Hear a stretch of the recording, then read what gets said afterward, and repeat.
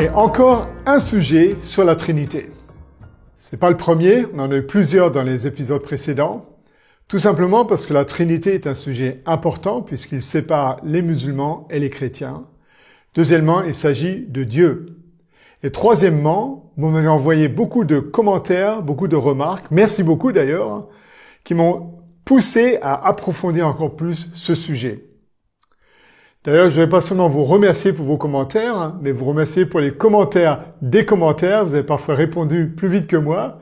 On fait ce qu'on peut, puisque je publie ça en 3 langues, c'est quand même du travail. Cependant, je voudrais en profiter pour vous demander de rester sur le sujet, parce que si vous posez des commentaires, des questions sur d'autres sujets, on n'en finira pas, vu qu'on va prendre pratiquement tous les sujets qui sont importants au cours de cette série que nous avons, Bible au Coran. Donc, si quelque chose vous préoccupe, gardez-le, attendez, ou alors posez la question, mais n'attendez pas à ce que je vous donne une réponse plus longue que ce que je vais publier dans un YouTube ultérieur. En plus, la Trinité, c'est quelque chose qui n'existe pas dans la Bible, comme on l'a vu, et les musulmans diront qu'elle n'existe pas dans le Coran non plus. Or, ce que nous avons vu de la Bible, est-ce que le Coran nous donne quelque chose de semblable? Je m'explique. Dans la Bible, nous avons vu que Dieu parle à Dieu, que Dieu parle à la première personne du pluriel, que Jésus a des attributs divins, que l'Esprit de Dieu est une personne qui parle, qui a des sentiments, qui peut faire des choses, faire bouger les choses, donc ce n'est pas simplement une force. Qu'en est-il du Coran? Effectivement, j'ai trouvé plusieurs choses dans le Coran qui m'ont attiré. D'abord, le fait que quelquefois Dieu s'appelle Allah et quelquefois Rab. Vous allez me dire, c'est pas très important.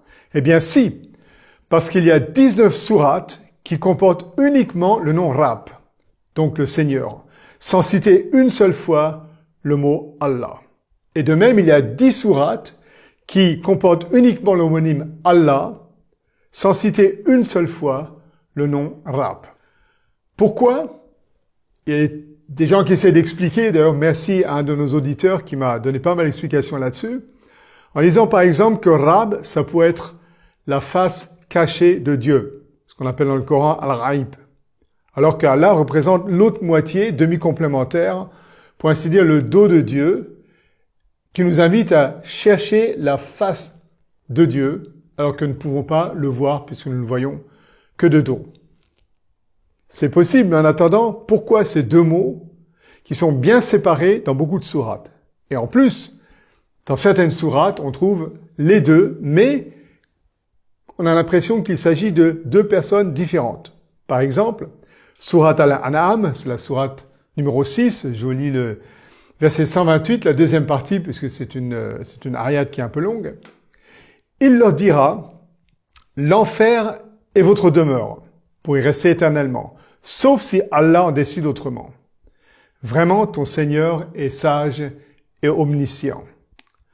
La question est de savoir pourquoi le Seigneur ne dit pas simplement « L'enfer est votre demeure éternelle, excepté si moi, j'en décide autrement ». Ce serait plus cohérent pour un livre qui se veut clair et accessible à tous, le Coran. Dans la sourate Al-Mu'minun, donc la sourate 23, il est dit au verset 117, « Et quiconque invoque avec Allah une autre divinité, sans avoir la preuve évidente de son existence, aura à en rendre compte à son Seigneur. » Alors pourquoi ici, Allah ne dit pas simplement « Quiconque invoque avec Allah une autre divinité devra m'en rendre compte ». Sourate Maryam, la sourate 19, verset 36, « Certes, Allah est mon Seigneur, tout comme votre Seigneur, adorez-le donc, voilà un droit chemin. » Qui c'est qui parle là? Allah est mon Seigneur, tout comme votre Seigneur. En fait, le contexte montre que c'est Jésus qui parle. Un dernier texte qu'on a vu d'ailleurs dans un épisode précédent, Al-Isra, donc la sourate 17, au verset 20, « À tous, à ceux-ci comme à ceux-là, nous accordons le don de ton Seigneur. Et le don de ton Seigneur n'est nullement limité. » Comment est-ce que Dieu, nous, Allah, nous accordons, nous t'accordons le don de ton Seigneur? Ça paraît un peu bizarre quand même. Bon, c'est pas le seul point que j'ai, mais puisqu'on en est dans le Coran, vous allez certainement me citer la sourate très connue, An-Nisa, au verset 171, il est dit « Ne dites pas 3. Cessez, donc stop. Ce sera meilleur pour vous. Allah n'est qu'un Dieu unique.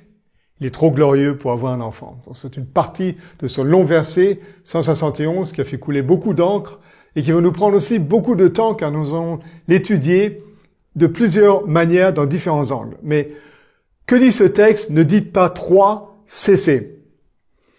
Eh bien, ça c'est la traduction qu'on trouve dans la plupart des Corans en français, dans d'autres langues. Le mot qu'on a ici en arabe, c'est le mot intahu. Intahu vient du verbe naha, qui veut dire interdire.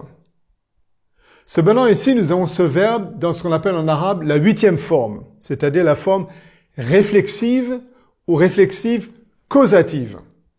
On doit donc traduire s'interdire, se garder, s'abstenir de, ou si vous voulez, prendre garde. La traduction arrêter n'est pas correcte. Ce que le texte dit, quand on prend le début du verset, c'est qu'il s'adresse aux Juifs en leur disant « Arrêtez de dévier, Jésus est vraiment le messager envoyé pour vous, pour l'humanité. » Cependant, abstenez-vous de ne pas accepter Jésus comme le Messie, comme certains chrétiens l'ont fait à une certaine époque, à l'époque du Coran, comme par exemple de parler de 3 dieux, ou de parler de l'adoptionnisme, Jésus a été adopté pour devenir Dieu, etc. Donc le texte ne s'adresse pas aux chrétiens en lui disant « arrêtez de dire 3 dieux », puisque aucun chrétien aujourd'hui ne croit cela. Nous avons vu très clairement que la Bible, l'Ancien Testament et le Nouveau Testament nous dit qu'il n'y a qu'un seul Dieu, Dieu est unique. Mais il dit aux Juifs que s'ils considèrent croire en Jésus comme le Messie, qu'ils s'abstiennent des hérésies chrétiennes de l'époque qui sont considérées qu'il y avait 3 dieux. Un deuxième point, à part ces textes du Coran qui sont un peu bizarres parce qu'ils nous montrent Rab et Allah comme étant 2 personnes différentes, eh bien, c'est la notion du Tawhid. Tawhid, en arabe, c'est le credo fondamental de l'islam, c'est l'unicité de Dieu. C'est même la raison d'être de l'islam, puisque beaucoup disent que la Bible a été falsifiée, puisque Constantin, entre autres, a introduit la Trinité dans la Bible. Et c'est pour cela que le Coran est venu pour rétablir l'unicité de Dieu, le Tawhid.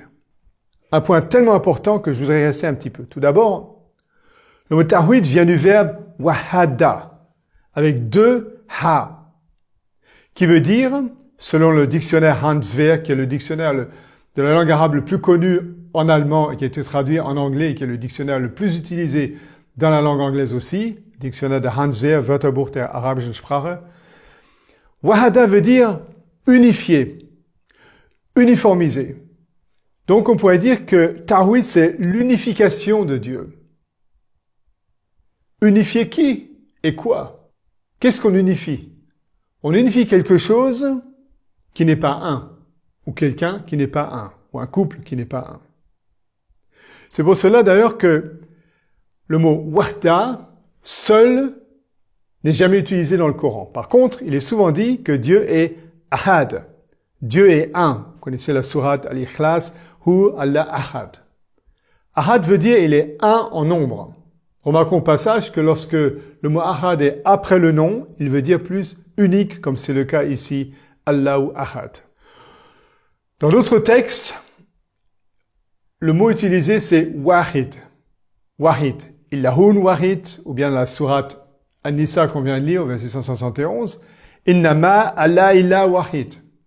Vraiment, Dieu est un Dieu wahid, qui veut dire quoi? Unique. L'emploi de ces 2 mots, ahad après le nom, et wahad et non pas wahda, nous invite à ne pas considérer que Dieu est unique dans le sens qu'il n'y a qu'un Dieu, bien que ce soit vrai, mais que Dieu n'est pas associé avec d'autres dieux, et qu'il est unique dans sa manière d'être, ce qui est évident puisqu'il est Dieu. Mais comme le Coran nous parle de Rab et de Allah, on pourrait dire que le mot Tawhid nous rappelle qu'il y a certes ces 2 notions, mais qu'il n'y a qu'un seul Dieu. C'est pour cela que Allah dit dans le Coran, ne prenez pas deux divinités, il n'y a qu'un Dieu unique. Donc, ne craignez que moi.